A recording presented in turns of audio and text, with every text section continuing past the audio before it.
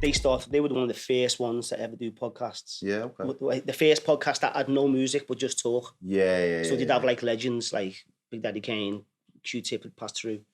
Anyway, about a year in, they had De La Soul in, and they done this like an hour and a half podcast with De La Soul. And when they finished it, the guy who was producing the podcast never hit record. Never hit record.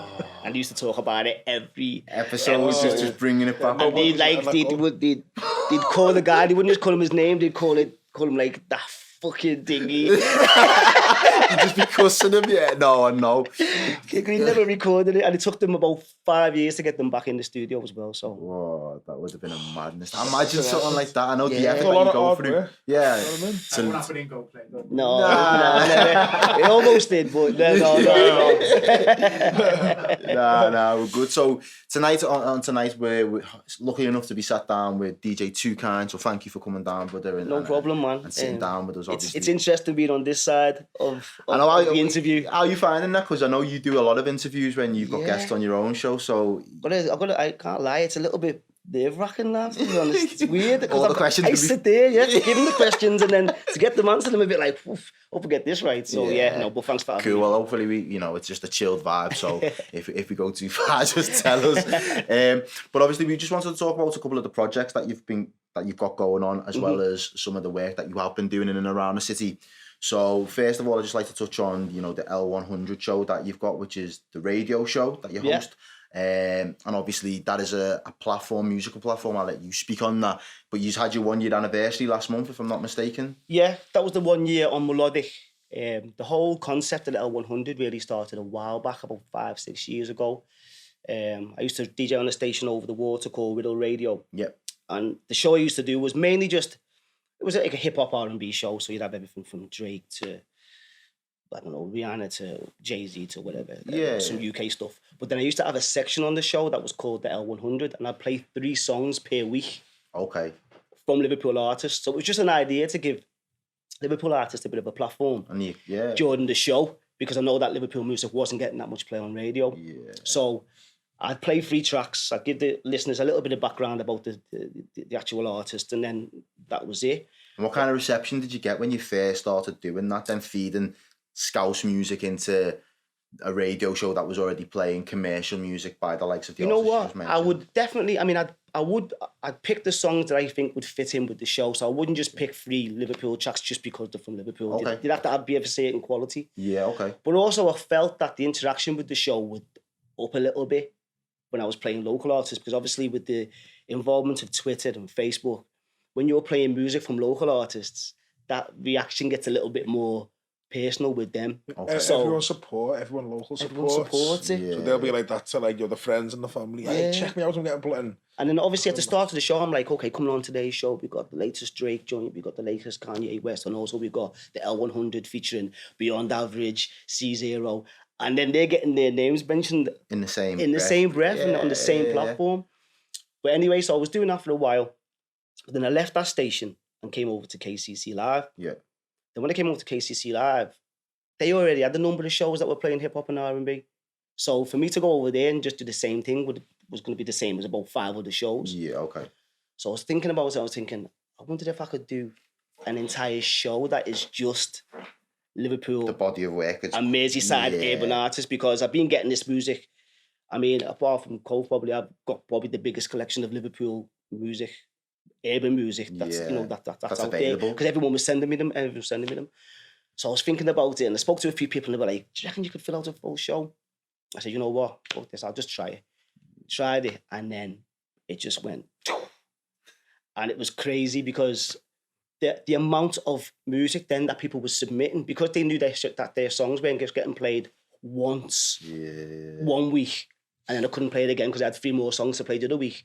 I could put people on the first hour, which was like the power hour, really, week after week, if the song was big. Yeah, it was hard tune. Do you know what I mean? And then I say that, so the interaction online was incredible. And then that led to things like when we went down to 1Extra, and done Target show on 1Extra. We done like an urban takeover on there. I took down 10 MCs, Mainly grime MCs because it was on that kind of 140. You know, obviously with Target, you got to come with a grime kind of thing. Kind of vibe, yeah. 100%. Went down. There was like about 10 of us. You know, Grime of the Earth, Beyond Average, Mal from Over the Water. We had Max. C2 was there. Yeah. I'm gonna go mad now because I'm gonna forget someone. But I'll come back to that in a minute. No, but you can check that video. That's still out online as well. Yeah, man. and so it's up there with the numbers, like, you know what I mean. And it was good just to give our local artists that platform. Do you know what I mean? To be able to perform on a national radio station, all Liverpool artists, Merseyside artists, for a whole hour. Do you know what I mean? It was a whole hour. And how did that come about? How did you bridge that gap then? Well, it was just a contact I got. So big up Yao every single time because he just contacted me and said, look, I've been given this opportunity, but really it's not my bag. I don't know how to put this group together. Yeah. So I was like, okay. So we got them all together. I picked out the ones and said, listen, we've got this opportunity. We're going to do a couple of rehearsals and then we're going to get a minibus and go down there together. So it would have been a whole vibe for the whole day then. I can imagine the energy because the sick thing was that we went down and done the show. See, that was about 4 o'clock, 5 o'clock, whatever it was, because we left it mad early. Do you know what I mean? And then obviously you got to get a few breaks on the way down. Yeah.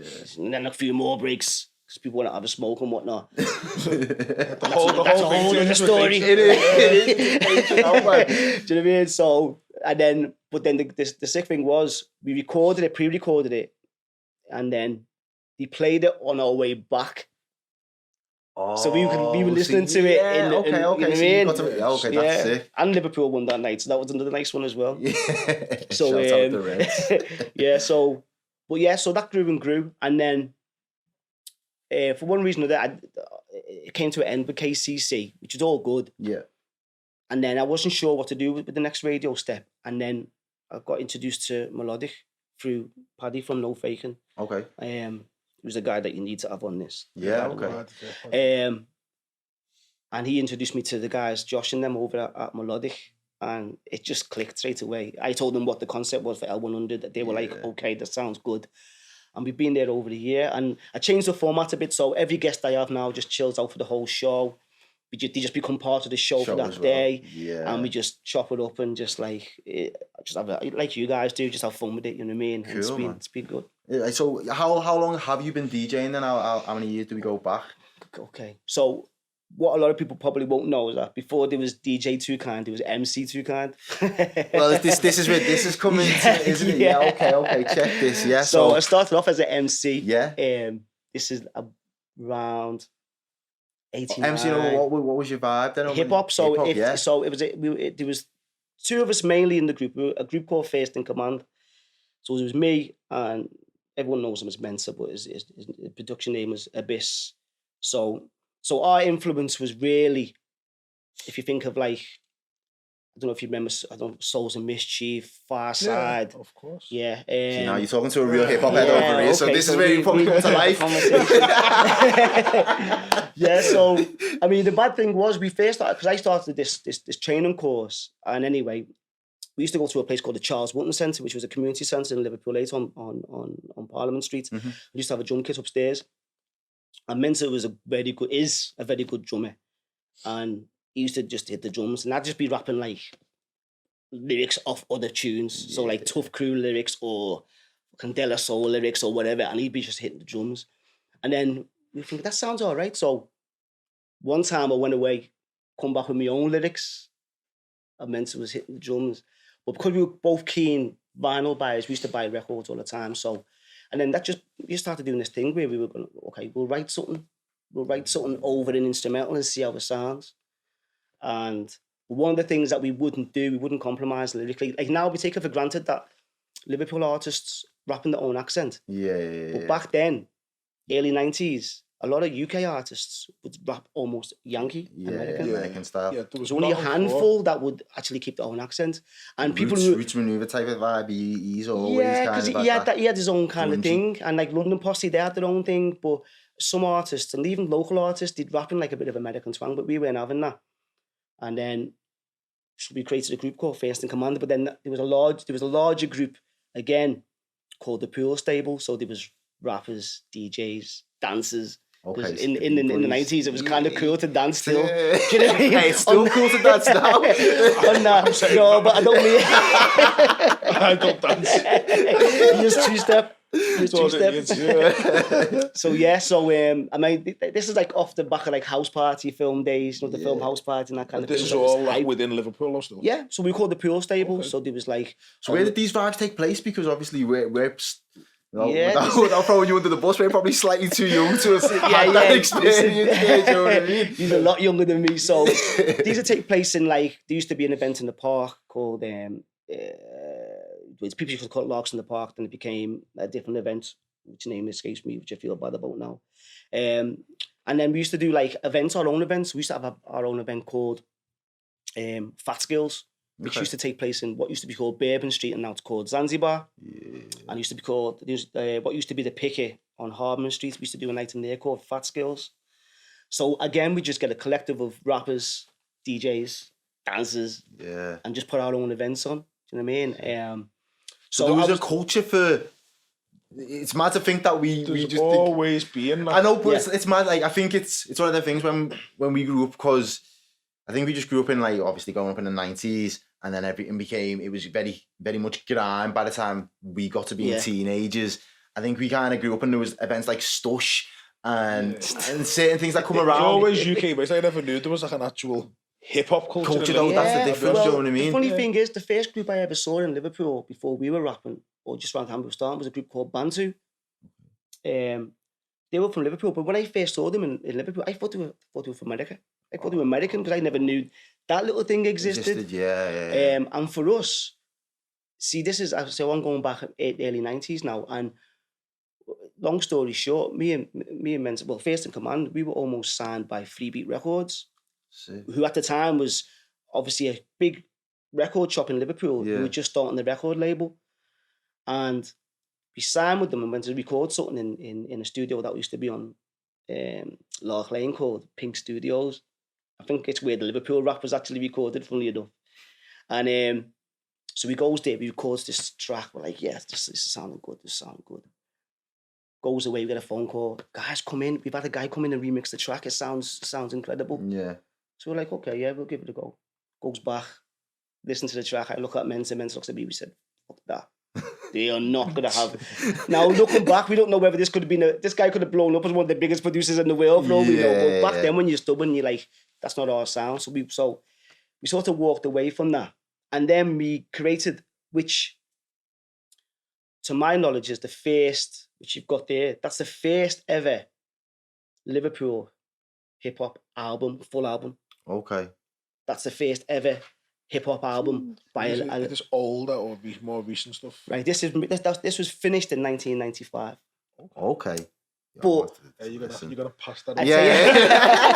It was finished It was all produced by us. Yeah. Well, produced by Mensa. I got to give him the props on that because Mensa is an incredible, aka Abyss. He's an incredible producer. This was produced using the equipment that he had then. I mean, you were lucky to get more than 12 seconds out of a sampler. You were using an Atari ST. Like, there's probably more, never mind in your phone, there's probably more technology in, I don't know, your earphones. Your earphones in the stuff that we used. But when you listen to the production on that, it is incredible. And it's not just me saying so, because 6 years ago, a label actually got hold of the demo and released it on vinyl. And then 3 years ago, the same label released it on CD. So you got it on vinyl as well? You got it on vinyl and CD, and that's all we ever wanted. Yeah, so, man. You know what I mean? So that was that. But then, as that sort of came to an end in like 95, I was getting more into the DJing side of things then. Okay. And DJing is something I've always been interested in, and I've always been interested in vinyl. I've been like, from the first time I could buy vinyl, because my older brother used to have a record collection. I thought he had a big record collection, but compared it to what I've got now, it's just nonsense. But like, once I could start buying it and I had a bit of money to start buying it, I became obsessed. Like you were saying, Mars, with the dunks and stuff. where it With becomes... everything I end up getting into, but He's a big becomes- in life. story. That's Collector. another story for another day. But he genuinely is the perfect definition of a collector. A collector. Like he can't just have. hey, we draw the line at dunks. I collect dunks, okay? Okay, yeah. But you know what it's like, and it becomes an obsession. well, yeah. And it, It's no like matter God- where God you you've go, got to have, and it never ends. yeah. You know what I mean? And wherever I went, whether the city I went to or whatever, if I ever went to town, my obsession was buying records. So falling into DJing was kind of Second nature almost. yeah. At that It just point. it just happened. I had some decks at home, and so then we started DJing. Sort of going towards the later 90s as part of a group called Liverpool Compact that came out of the Pure stables. That was me, D Fresh, big up D Fresh, and Ola Bean, which you probably heard of. Ola Bean, legend.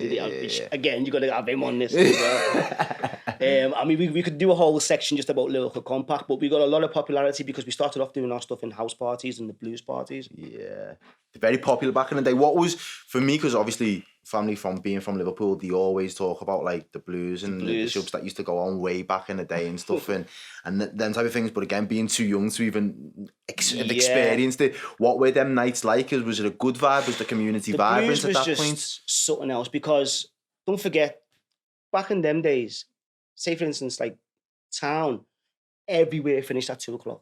Okay. Everywhere. There's nothing. And it everywhere. standard. So at 2:00, you've got almost like it looks some like, clubs. The party's only getting started at 2:00. well, that's what I'm saying. Some people don't go out till after. Yeah. Nowadays, do you know what I mean? But back then, everywhere finished at 2, and there was only ever one, at most 2 clubs that would play our music anyway. Yeah. And when I said our music, it was a version of our music. It wasn't what us as 20, 21, 22-year-olds would listen to anyway.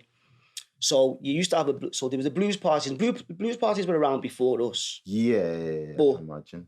Us coming from a hip-hop background, when we started playing at parties and at blues parties, we were the first, because before us, DJs would play a tune, chat, play a tune, crowd, but we were the first ones to bring that hip-hop element, where we're mixing and scratching, and that kind of stuff, where people before us weren't really doing that too. Well, they weren't doing it at all. So we were bringing that, again, that kind of house party, film kind of party vibe. But when you go to the blues, and I always say this is like, when you're in that environment, it's like mad dark, it's mad hot, it's mad smoky, it's mad loud, but it's the most electric environment that you've ever been in, because it's not like any club environment, and the sound is super loud. I'm talking about columns on columns, and it's like the MC is just like ripping it up all night. Do you know what I mean? Yeah. But that's where we sort of cut our teeth a little bit, doing these parties. We do our own parties sometimes. You get your own bar in. But the main blues parties, which people will know about, which your family will talk about, is like Spices on Granby Street. Yeah, that was the blues. place. People used to come from all around the UK. They'd hit Kirkland's for a little bit, but then they'd make their way to the blues. Yeah. And The idea of that now is crazy. It's mad. Well, that's it. That side of it I don't think exists anymore. No, or if we did parties that were in the blues, because remember, this is before phone, texting. This is before mobile. This is before people just knew where held to it mouth. together even then without that technology. Without So the sometimes Facebook the only way that you'd know where the party was, you'd go looking for the cars.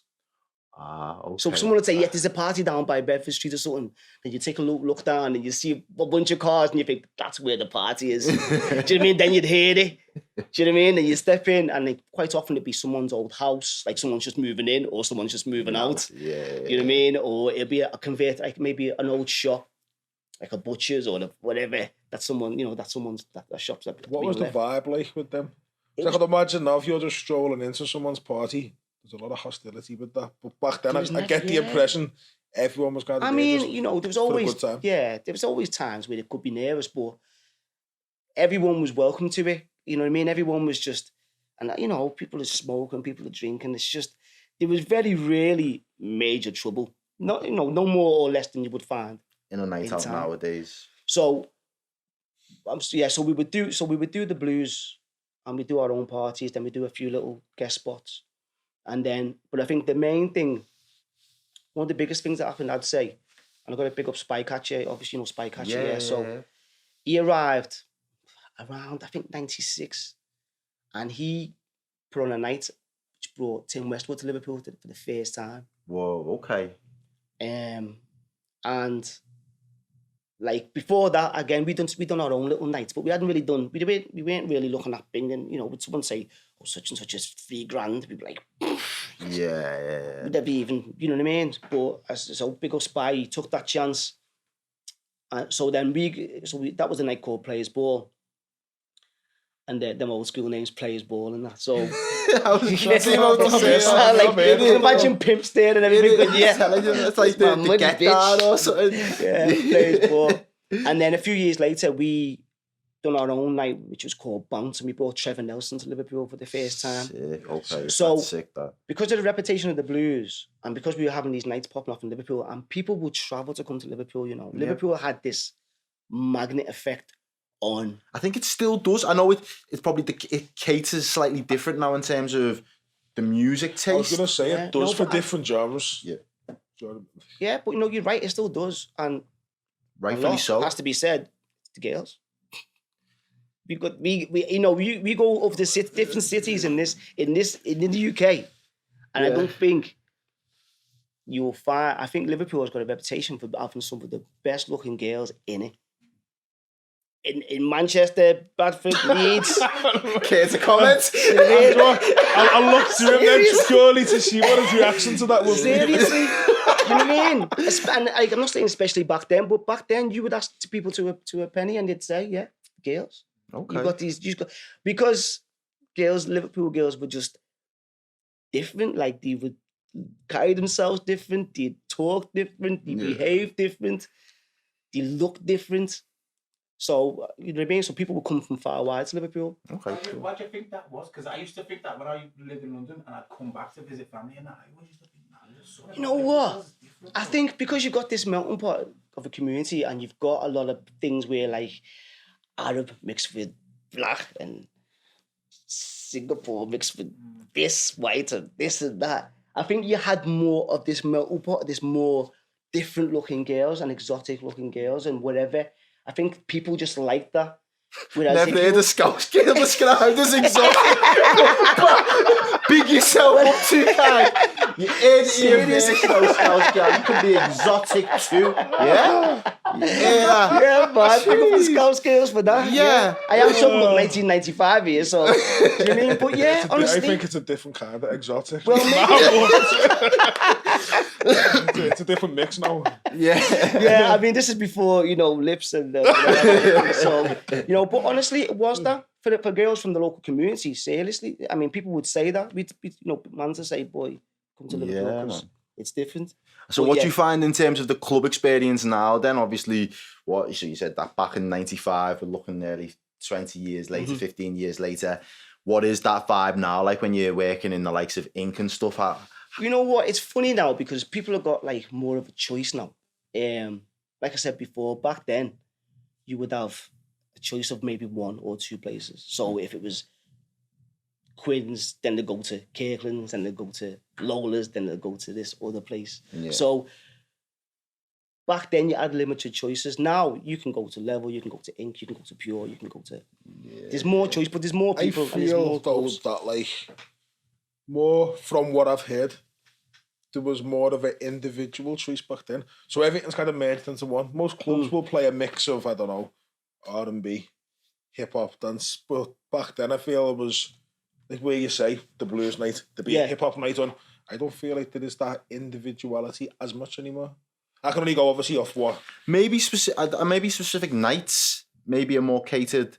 I think if you was to go out from Thursday till Sunday, it'd probably feel very samey every night now. Whereas I get the impression there was more. I don't know how to best explain. Yeah, I think. See, you know what it is back then as well. What I remember from buying music, like you'd go out to buy records for the night out, to go and DJ that night, and you'd be looking for stuff that people hadn't heard. Yeah. Everything's available now, I suppose. So you'd go, you'd play a tune in a record shop, and you'd be like, "That sounds big. Can't wait to play that tonight." Yeah. Whereas now, especially in town centre, it's almost like you've got to play stuff that people know and expect they're going to get the crowd hyped already. And I think that's one of the major differences now. because back in the day, people used to with vinyl, people used to put like stickers on them, so all the DJs couldn't see what the record was. Because they didn't want the DJ to know what that tune was. Yeah. Do you know what I mean? People would like want to drop the latest and exclusive things, and people would respond to something that they hadn't heard before. Whereas now it seems to be more like people will, respond to whatever's got the most clout almost. They want to hear something that they know, or something that someone else has again and again. Yeah. But I mean, at the same time, you've got to play for the people.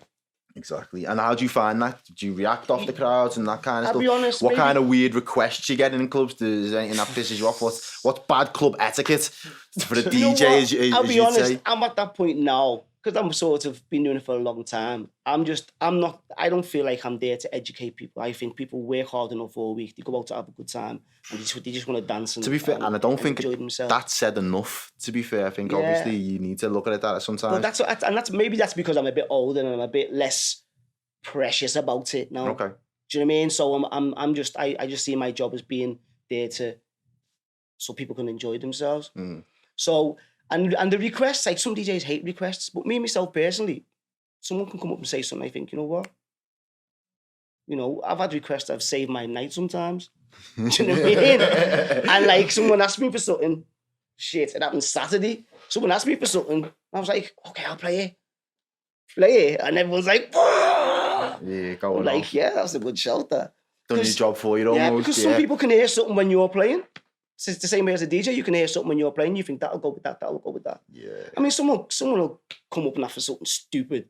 Do you know what I mean? As a DJ, because you've got a certain pattern to what you're doing, and someone will come and say, "Oh, can you put this on?" You're like, "Can't you hear what's on now?" And like DJs will tell you about there's all the famous ones. Can you play it next? We're going in a minute. You're like, go then. See ya. Go and ask whenever you're going to play it. There's the odd strange. Can I just stand here and watch a DJ? You're like, well, I don't know about this. It's my birthday.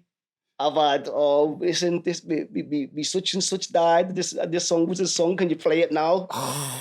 It's like, it's hard, lad. You know what? As a DJ, especially if you've got a residency or you play in a regular place, people don't understand. People think it's just you just go and throw tunes on. Yeah, but there's a whole lot to it.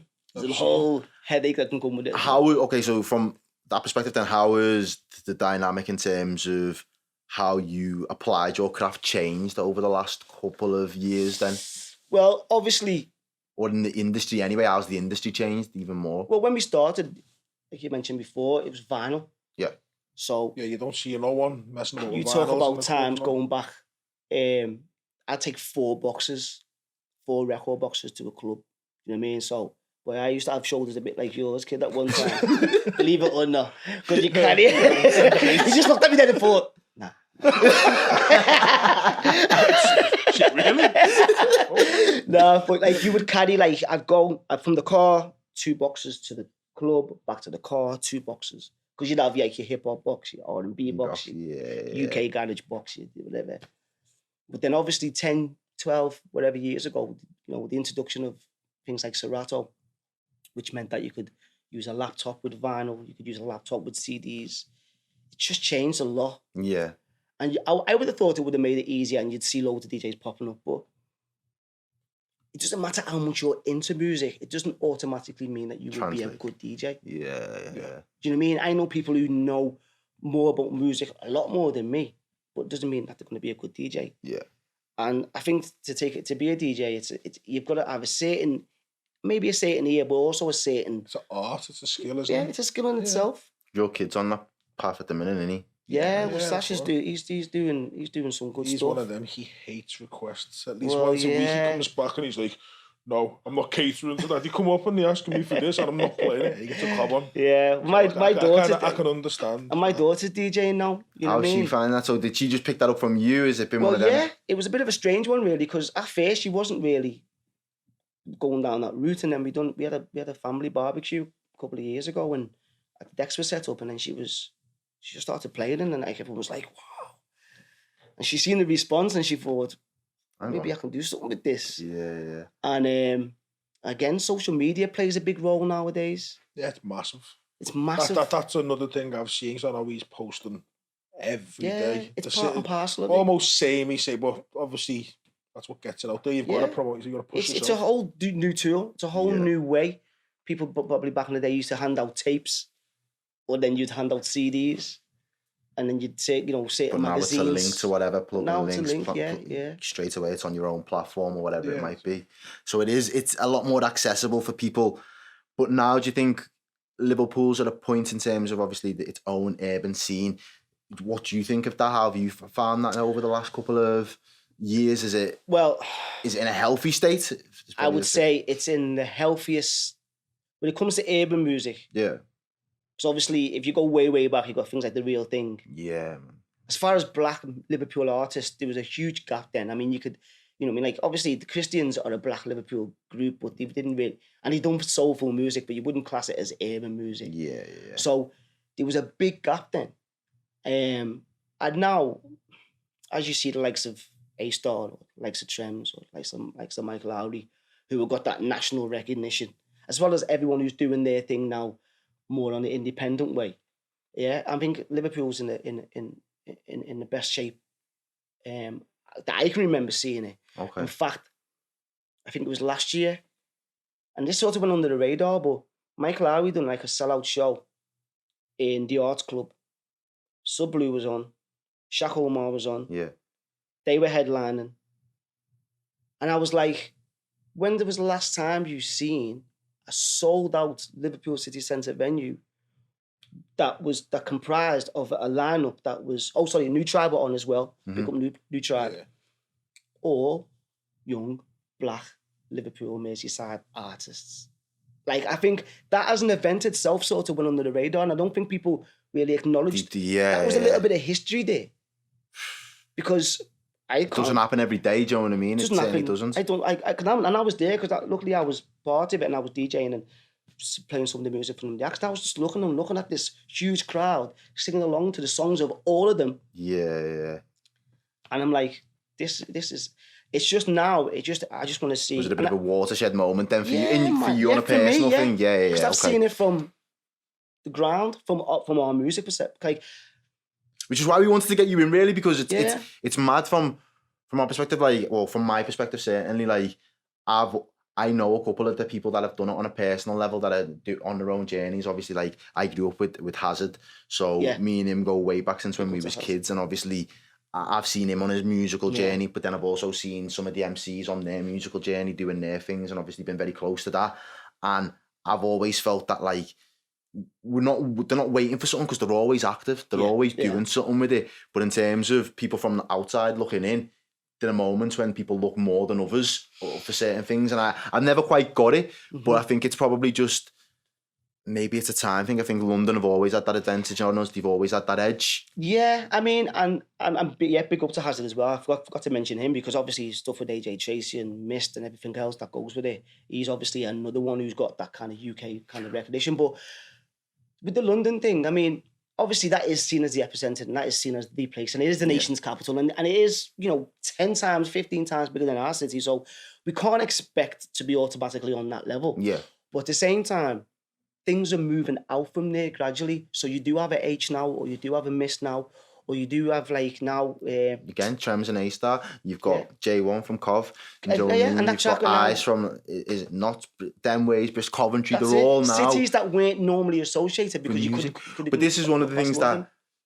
It's one of the things that jars with me simply because Liverpool is historically such a musical city in terms of worldwide known for its music, and obviously the Beatles is a huge part in that, but there have been other successful artists that have come out of Liverpool over the last 50, 60 years, and it's like, how isn't there such a strong, or equally as strong, because obviously there is a strong in it if it's in terms of in itself, but equally as strong as the likes of, as you said, maybe not your Londons, but we should be up there with the Birminghams and the Mannies, because as far as I'm concerned, we're there anyway, just in terms of stature of music. It's weird. Right, one of the things I think is there's not an industry model here in Liverpool. I think there's not much of there's talent for days. Yeah. The talent is there. There's no question about that. There's I had someone Tons of argue with you the other day, well, not even argue, debate the fact with me the other day that by ratio we've probably got more talent than London. But You know what? That's probably a good shout, and that's probably right, because as someone who's listened to and been part of the music scene for a long time, I feel like I've got a good ear to say whether that is on level with that or that is better than that. And you hear some of the stuff now. I mean, I can name loads, but like one of the, like for instance, Sophie Blood now, Universe, you got a track, and like, that track is just, it's just incredible. Yeah. And you know, if that came from an artist from London, people would be flipping over it. And I can tell you, I could name up 15, 20 tracks that are on that level as well. But it's almost quite exciting, the fact that as a scene then Liverpool can be slept on, because I think once the door's finally unlocked, the amount of people that people will tune into and get onto at all different levels, it'll be crazy, because there is so much variety. You have got the likes of the lads, obviously the Ricos and that do the grind, but then you've got the hip hop heads like the Beyond Averages now, and then you've got your Chapmans like your Trems, and whichever little facet of the urban scene you like now, there's so much representation from Liverpool. It's just waiting for that door to just be broken, and then it'll just get flooded. Because it has been slightly pushed with them, with A-Star and Trem. The door's open and people are looking. And I think, like I was going to say before, I think it's just the industry side of it needs to be present more in Liverpool, because people don't still know fully about what publishing's about, what A&R's about. I don't.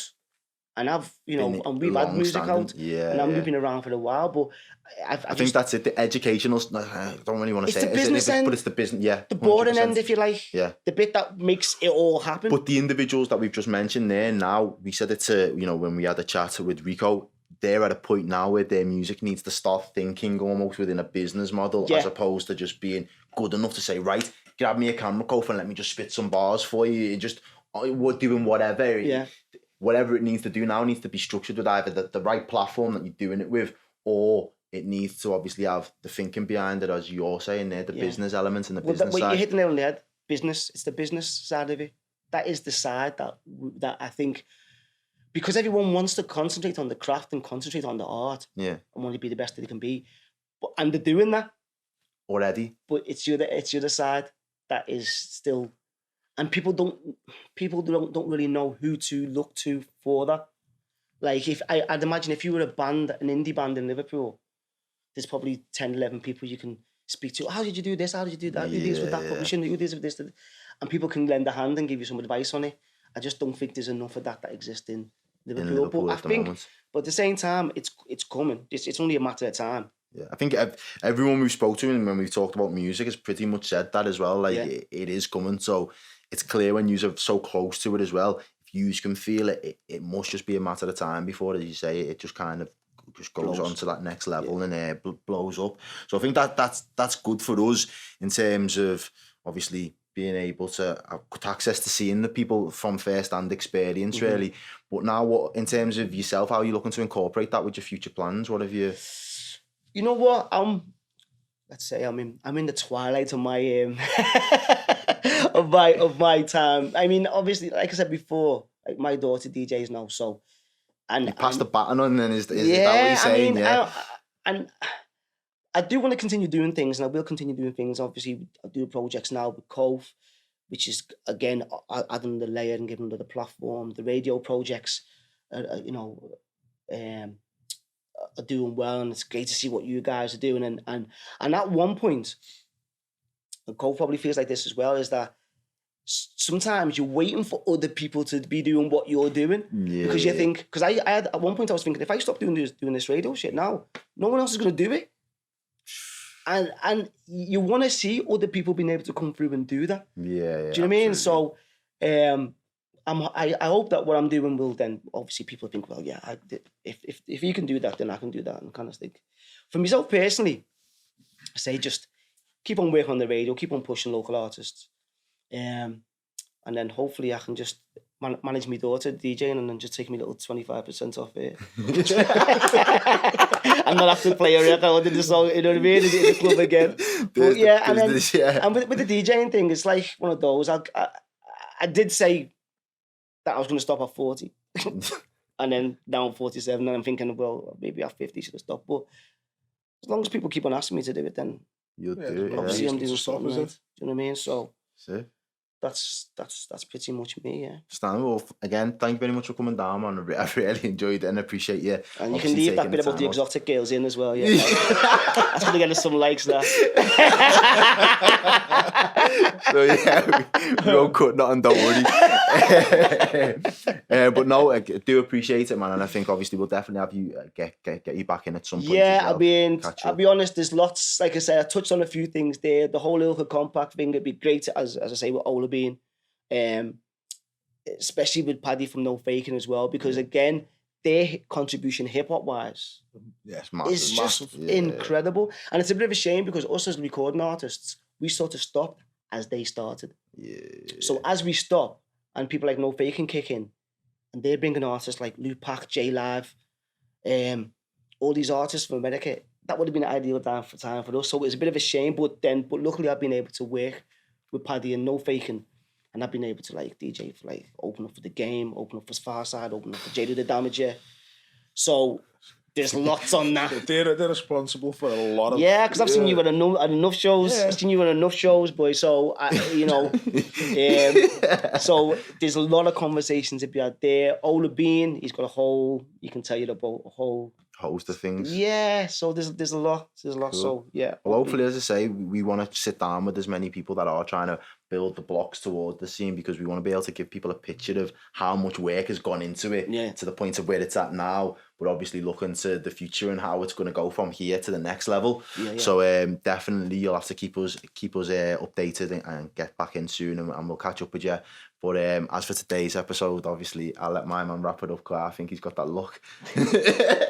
It was hosted by Marcel and Errol. I'm gonna speak for us both today. Fair play. Oh yeah, I might let you get a word in there, but you know what? I apologize for that. You know what? I was thinking, my man's quiet, you know. Because I wouldn't shut up. It's been a long day today, to be honest. But, cool. Thank you anyway. Good, again, man. As always, like, comment, share, and we'll catch you next time on the group chat.